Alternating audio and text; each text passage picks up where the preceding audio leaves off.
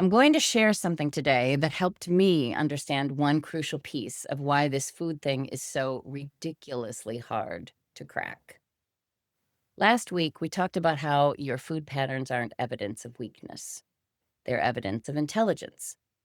Your brain chose food because you're smart, and you and your brain figured out how many ways food actually works. But that raises a question, right? If we're so smart, why can't we just change? I mean, we've changed plenty of other things. We've learned hard stuff. We've figured out careers and relationships and how to keep humans, small humans, and four leggeds alive. Why is this the thing that won't budge? Today, I'm going to show you what I call the giant step we've all been missing. Not because it's the only step. Trust me, there are many. But because without this piece, the rest of the puzzle gets a lot more challenging. And I'm going to show you why the very structure of traditional diets actually works against healing, which when I first understood it made me want to throw things. Now, this book isn't filled with, pun intended, pie in the sky ideas. This is neuroscience meeting attachment research, meeting gut brain science. I've spent 15 years going down this rabbit hole, reading the research, taking the courses, studying with Sarah Payton on resonance, diving into Andrew Huberman and Dr. Michael Kilgard on neuroplasticity, Gabor Mate on addiction, Stephen Porges and Deb Dana on the polyvagal theory, countless books and exercises and practical shifts, all documented resources and citations at the end of each chapter of my book. And here's what I've learned. This is complicated. Really, truly, ridiculously complicated. There is no single answer, and anyone who tells you otherwise is selling something. But there are pieces that, when you understand them, start to make sense of why you've struggled so much, despite being completely capable in every other area of your life. Let me show you one of these pieces. Question number 1. Before I read from my book, I want you to think about this, and I'm asking because I did this all the time and didn't even realize it. When someone you love is hurting, what's your gut reaction? Most of us want to fix it, give advice, make it better somehow. That's not wrong. It comes from love. But stay with me on where this goes. What's your instinct when someone you care about is in pain? You want to fix it. Jump in with advice. Share some wisdom that'll make it better. Tell them it's all going to be okay. Drop in the chat, what's your go-to move when someone you care about is in pain? Maybe your go-to for someone who just confessed that they ate the pantry. While you ponder that, let me pin myself here. Let me read from my chapter 2 of my book, Thinking Outside the Box. That one there. This helped me understand something I've been completely missing. I'll never forget the moment I discovered the giant step we are all missing. The one that helps explain why we turn to food no matter how many tools we have, no matter how much we understand about nutrition, no matter how desperately we want to change. I was in a class with Sarah Payton, learning about something called resonance. She asked us to imagine a dear friend telling us about a loss they'd experienced. "What's your first thought?" she asked. Immediately, my mind went to the mother logs in my woods. You know the ones, those massive fallen trees that look like death and ending, but are actually teeming with new life? Moss blankets them. Ferns spring from their decay. They nurture the entire forest floor for decades after falling. I wanted to tell this imaginary grieving friend about those mother logs, how death feeds life, how beauty emerges from loss. I had the perfect metaphor ready, wrapped in wisdom and hope. "You're skipping a step," Sarah said, and my stomach dropped. "We need to sit with them as the tree falls. We need to sit with them as the tree falls. Not fix, not advise, not rush to the silver lining. Just be with them while it's still crashing down. How many of us have ever actually experienced that? Someone just staying with us in the hard part. Here's my question, and you don't have to share details, just a word or two. How many of you have had someone try to fix your pain instead of just being with you in it? Maybe they said you're overreacting, or it's not that bad, or here's what you should do, or my personal favorite, let's go get a treat. Don't think about it. What did that feel like when someone skipped over your pain to get to the solution? I guess I try to help them feel better by telling them all the reasons they are amazing, how many things they do well, to be gentle to themselves.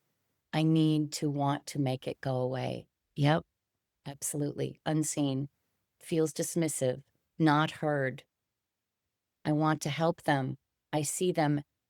I tell them it's okay. Let's make the next step right. That was my childhood. I feel shamed. I feel dismissed and not heard.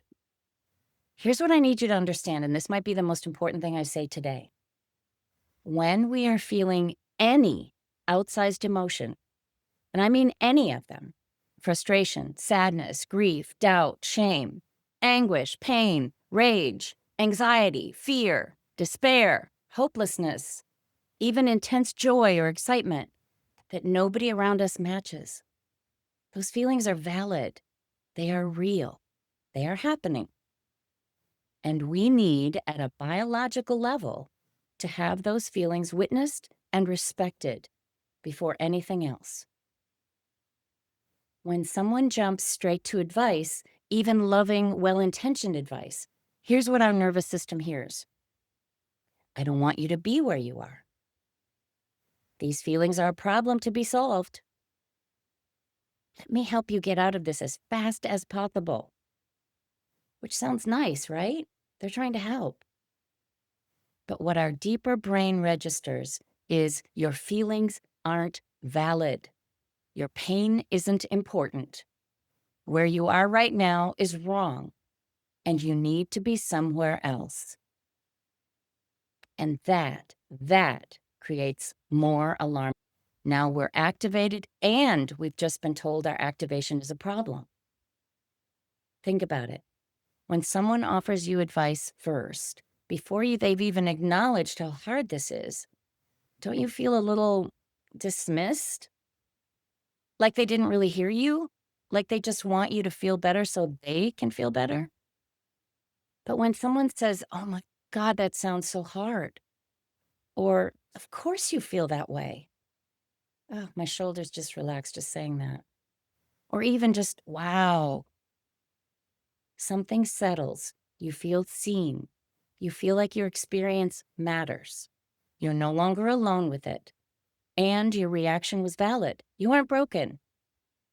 That's resonance. That's what we're starving for.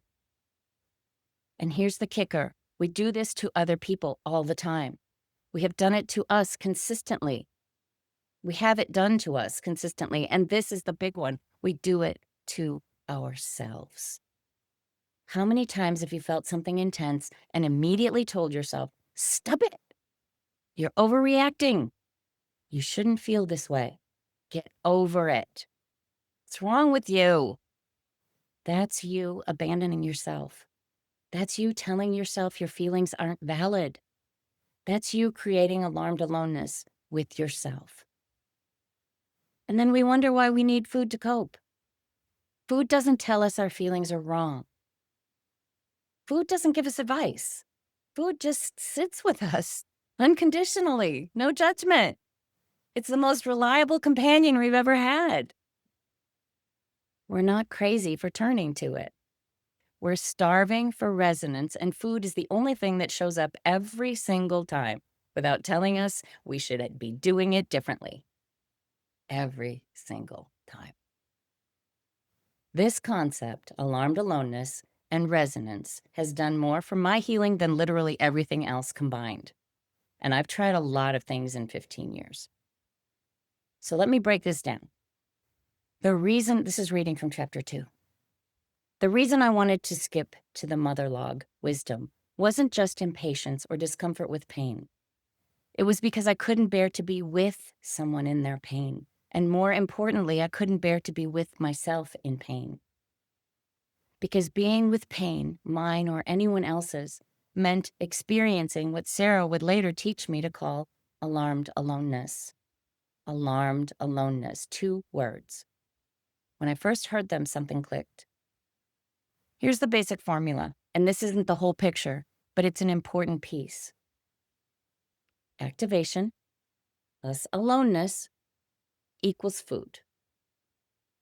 When your nervous system is activated, and that could be stressed, overwhelmed, anxious, angry, grieving, but also excited, giddy, celebrating, and you're alone with that activation, nobody there to witness it, understand it, or just be there with you. You could be in a whole room full of people, by the way. 2 things tend to happen. 1, you experience this neurobiological panic that drives you toward food. Your system is basically screaming, find comfort now. And number 2, that emotional state can trigger a biological cascade across 4 different systems in your body. And here's the kicker. Each one of those systems is capable of creating genuine physical urges for food all by itself. So let's make this personal. I want you to think about when you are most likely to turn to food when you're not actually hungry. You might have to pick out one out of multiple times a day. Is it after a work meeting that didn't go well, driving home alone? When something with your family sends you to the kitchen at 9 p.m. and nobody would understand if you tried to explain? After a doctor's appointment, sitting alone in your car? At 2 a.m. with worries spinning while everyone else sleeps? Right now, because I just brought up all these things. I don't mean to laugh. Drop in the chat, when are you most likely to be activated and feel alone? For me, it's when there are like 15,000 things bombarding me and I feel like I have so much I have to do and I can't even decide which to start with. I start to get activated and I start to get anxious. During stressful moments at work or with confrontation. After a stressful situation and or when I'm tired, bored, no human interaction, bored, pause between chores and events. Oh, that space, yeah, boredom is a big one, isn't it? Any of the above, but especially when I'm in physical pain and discomfort and can't sleep. After hard conversations, late at night, after family stuff, when the kids are finally in bed, these are your activated and alone moments, and we've all been thinking we're the only one. So what's happening biologically in these moments? There are 4 systems that can each drive you to food, and there are more, but I'm lowering them to 4 basic ones. And you don't need all 4 ganging up on you. Just one can create a real physical urge. Reward chemistry. Ultra-processed foods hit the same brain pathways as hard drugs. Your brain builds tolerance, needs more to feel the same thing. So the longer we use ultra-processed foods, I don't even like to call them foods, the longer we use ultra-processed substances, the longer we need more to feel the same thing. That's one. Gut-brain bacteria, trillions of them sending signals to your brain. When you're stressed, they shift between 48 hours and they shift within 48 hours and start demanding what they need. I call them the purple minions. Feed me, Seymour. They actually penetrate the blood-brain barrier and get in and do all sorts of lovely havoc. Nervous system regulation. Food became our first and most reliable way to calm down. Comfort foods genuinely comfort. It's physiological. Habit loops. Your brain creates automatic programs. This is why you find yourself at the fridge thinking, how did I get here? I go deep on each of these in chapter 2, but here's the point. You're not fighting one thing. You're often fighting several at once. No wonder it feels impossible. So, if alarmed aloneness can trigger this whole cascade, what actually helps? I'm going to suggest something that sounds a little weird. Stay with me. When you're in one of those activated and alone moments, try talking to yourself out loud. I know. But your nervous system needs to hear it, not just think it. I already sing out loud a lot in the early morning, so I'm used to this. But speaking out loud, your whole brain hears it and your body feels it. It doesn't have to be eloquent. It can be as simple as, yep, this is hard. I'm here. Or makes total sense. I want to eat right now. This day has been a lot. That in itself gives you permission to relax about needing to eat because you've just let yourself know that that feeling that you need to eat was not bad or wrong. You can even just say, hey, I see you. This sucks. That's it. No meditation bells, no perfect script, just acknowledging out loud that this is hard and you're not going to abandon yourself in it. Here's what can happen. The urge quiets, not disappears, but quiets. Enough. Because you stopped being alone with it, even though you're technically by yourself, you're with yourself instead of against yourself. You've also used the noticing portion of your brain, which allows the space for you to get out of that trigger space and back into your prefrontal cortex where you can actually think and do a body scan and think clearly about what comes next. It's the same storm, but suddenly there's a little shelter. Now, this doesn't work every time. Sometimes the pull is too strong, the habit too grooved, the biological system's too loud. This is not a magic trick. But when you shift from activated and abandoned to activated and accompanied, something can shift. Your nervous system gets a different message, and that can be enough to turn down the volume on those 4 biological systems. Resonance isn't just therapy speak. It's biologically strategic. Okay, so everything I just told you helps explain why we turn to food. But it doesn't explain something else, which doesn't explain something else. Why doesn't anything stick? Why can I follow a diet perfectly for months and then, boom, right back where I started? For that, we need to talk about how brains actually learn and why traditional diets might be working against the one thing we need most, actual lasting brain change. I've spent years geeking out on this research. Excuse me. Dr. Michael Kilgard, Michael Merzenich, sure I'm brutalizing his name, who's considered the father of neuroplasticity, Anders Ericsson, who studied how people actually develop expertise. Andrew Huberman synthesizes a lot of this, and they're all saying the same thing about how brains actually change. So, quick question before I get into this. Think about something you've actually mastered. Driving, your career, parenting. Maybe you feel like you haven't mastered it, but they're still alive. An instrument, whatever. How did you learn it? Rigid rules with no room for error? Or was it messier? Practice, mistakes, adjustments. Drop in the chat something you've gotten really good at. Pickleball. I don't do pickleball, but I know a lot of people who do. Drop in the chat. You know, I got hired by a dear friend of mine in what I would call middle age. I don't know how old I was. I was probably 45, 50 years old. And I got into telecom. I didn't know squat about telecom, but I did know that I could learn. And I did learn. And I ended up being in charge of all the fiber for the Southern California area Verizon. I learned all of that, the whole time being uber fluffy. Why couldn't I fix this thing? You've all learned incredibly complex things, languages, how to program your television and how to use your smartphone. Your brain is clearly capable of change. So why does food feel so different? Here's proof your brain can change from my own life. This is from chapter 3. The breakthrough happened on a plane to Italy over 15 years ago. After 6 months of being gluten-free to heal severe joint pain and bursitis, I thought I could indulge, just this once, on my vacation. It was Italy, after all, and I didn't speak the language. Within hours of eating that first bite of real Italian bread, I felt like I'd been hit by a truck. The joint pain was everywhere. I spent the next 2 weeks on vitamin I, ibuprofen, just to function. That experience sealed the deal. My brain had learned, the way it learns when we get food poisoning, that gluten equals danger, not through willpower or diet rules, but through direct, undeniable physical feedback.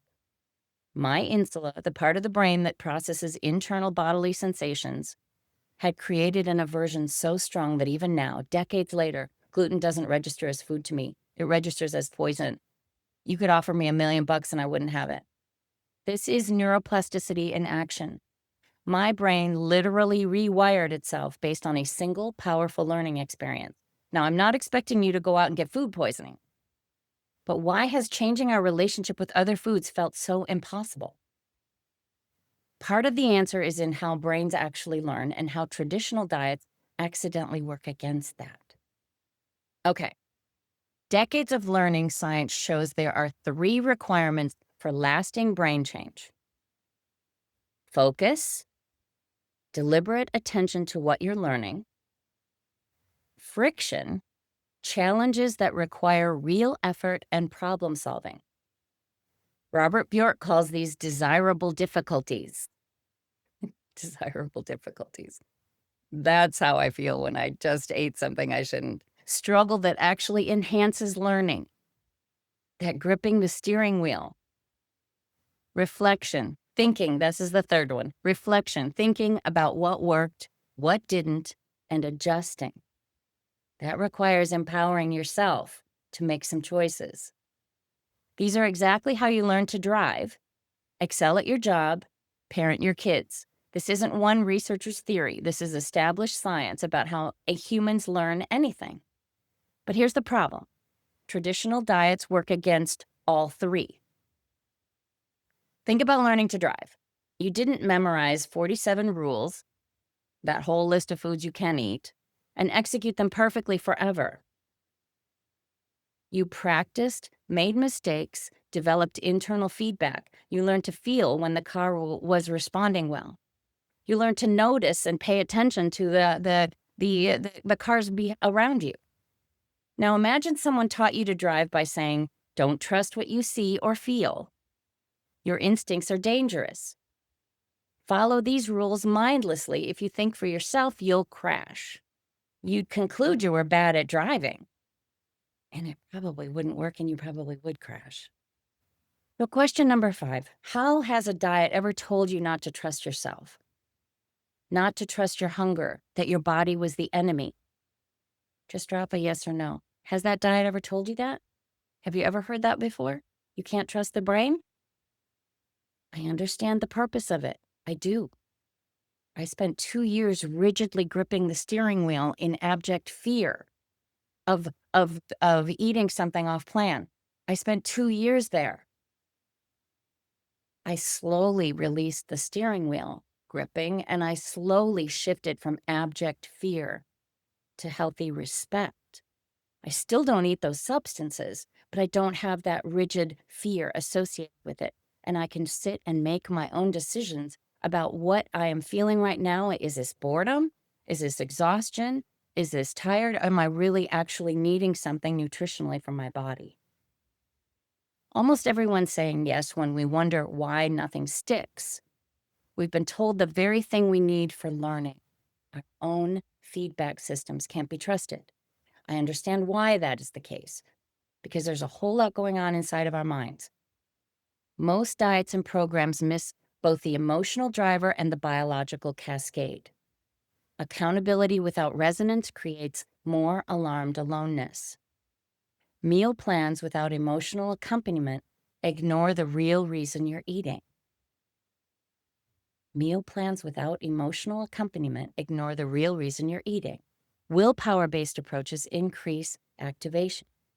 You're fighting yourself, creating internal alarmed aloneness and more willpower depletion. Restriction increases stress. I am not saying that you have to try these things or move to a different plan. Your plan has been working, but there's something missing. There's a piece or many pieces that are missing, and it can often be your perspective.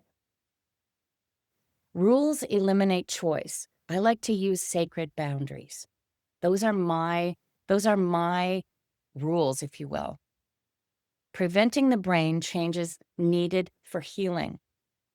Rules eliminate choice, sorry, I read that sentence wrong. Rules eliminate choice, preventing the brain changes needed for healing. I am not suggesting that you go out and start foraging for yourself, but you do need to take a pause and just notice, am I really in this place? Is this really working for me? So many traditional approaches accidentally make things harder.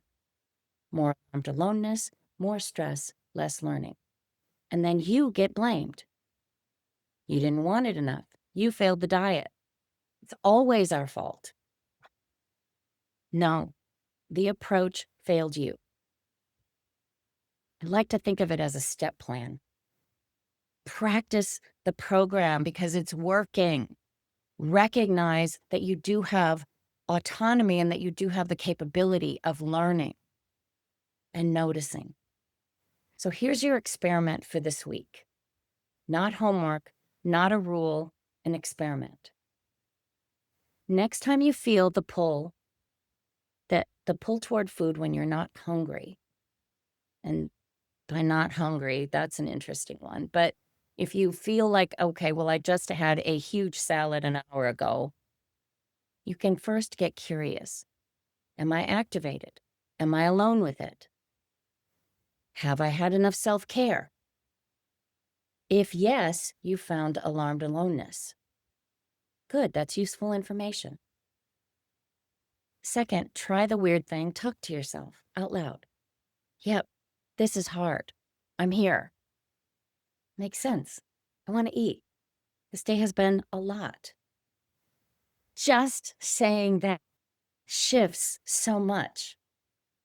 There's neurobiology that goes into this. There's psychology that goes into this. There are so many different aspects to just saying, makes sense. I want you to put this on a sticky note. Makes sense, I want to eat. This day has been a lot. Third, get curious about what's driving the urge. Reward chemistry. Purple minions. If you had something, let's call it an exception. If you had something that created a huge birth of purple minions in your gut, if you don't know what purple minions are, Google it. They're very cute. They're the opposite of the yellow minions, and they can wreak havoc on your gut biome. And what happens is they expand, they multiply, they take over your gut, and they scream, feed me, Seymour. And that's why if you've started a plan and 2 days later you can't seem to keep it, that's because of the purple minions. And I hate to say this as a vegan and a lover of life, they need to die.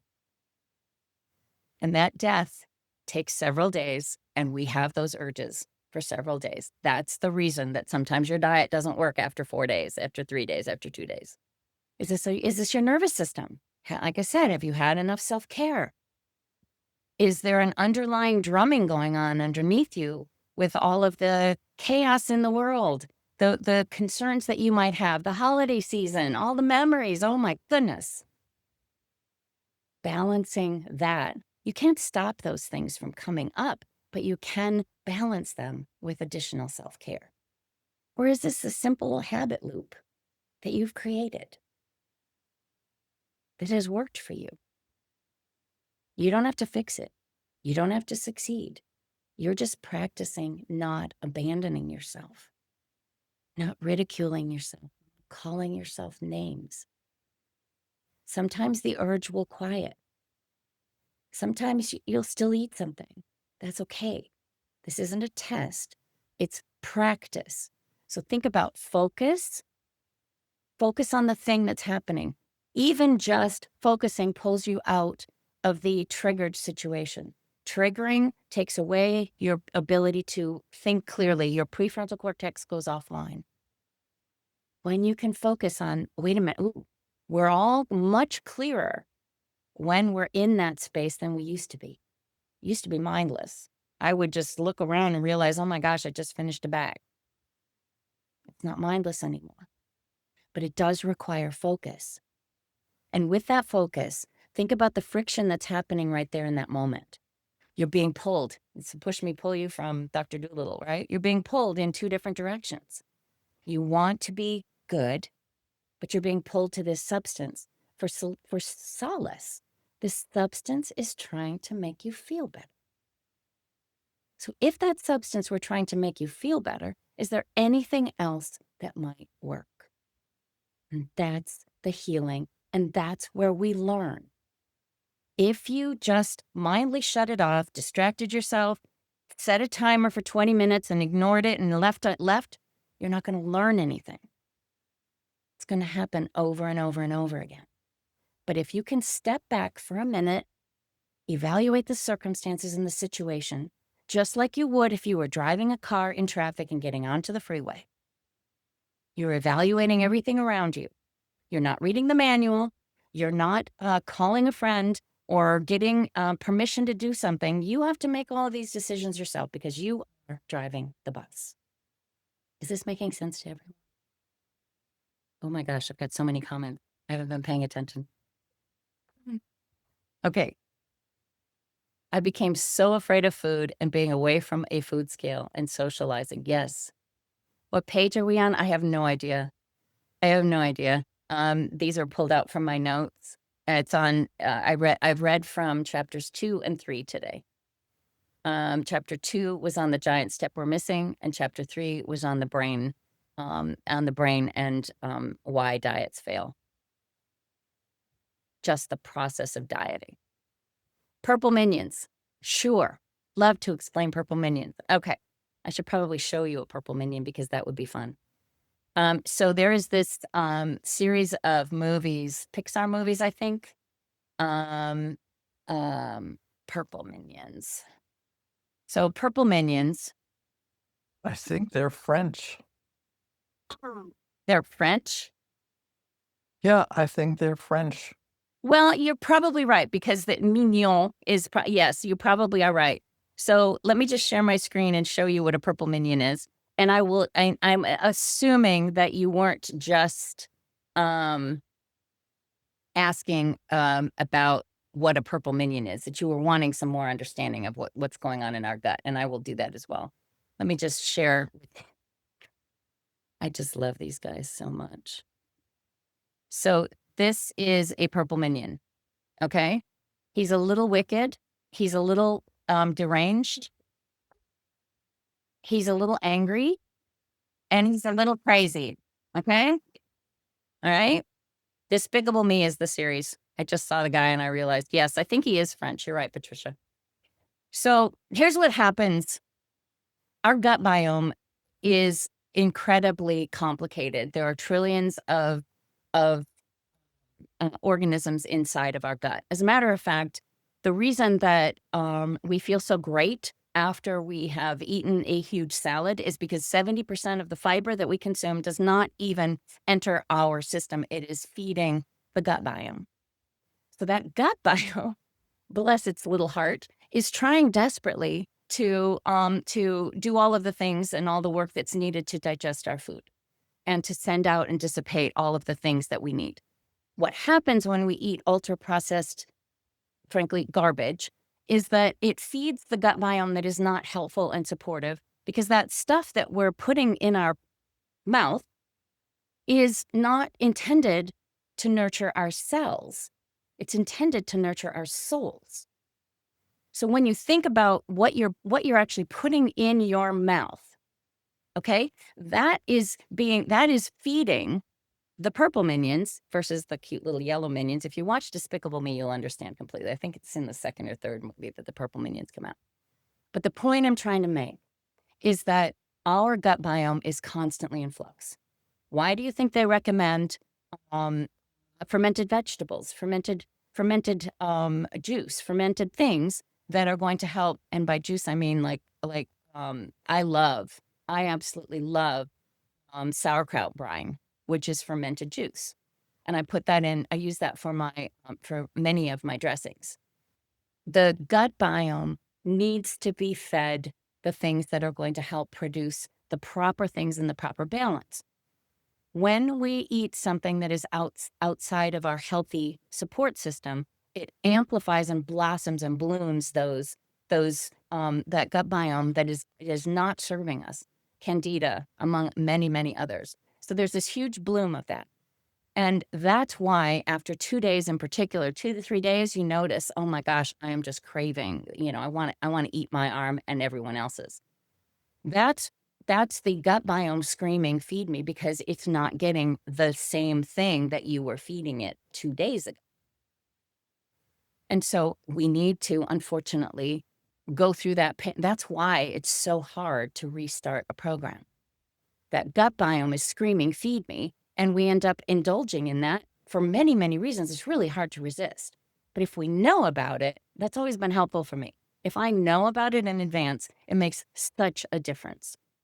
I'm able to recognize, okay, all right, I get this. All right, 4 days. Usually for me, it has been 2 to 4 days that I've noticed when I've eaten something that has created a weird thing in my gut.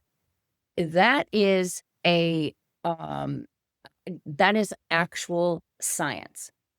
That stuff that's traveling up to our gut, to our brain, the passing through the blood-brain barrier, that is screaming at us and fixating on getting us to eat. It takes 4 days, 5 days, 7 days sometimes to kill off that and repopulate our gut biome in a healthy way. Same thing happens with antibiotics. It kills everything. But repopulating can be very, very helpful. So tossing in a bunch of extra things like fermented vegetables in after an exception can make a huge difference. And then just recognizing that. The other thing that I want to mention is in our gut biome, serotonin is about 70 to 90% of our serotonin production, which is a very, very important long happy hormone versus the dopamine hit that we get like this. Serotonin is a happy hormone that extends for a very long time. It's mostly produced in the gut. And if our gut is blooming with purple minions, it's not producing serotonin effectively.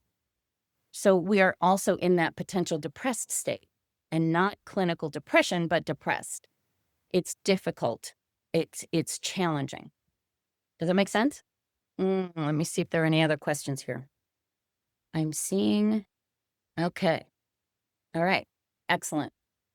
Let's look at one other thing before I go. I want to close with something that I really hope is very, very helpful.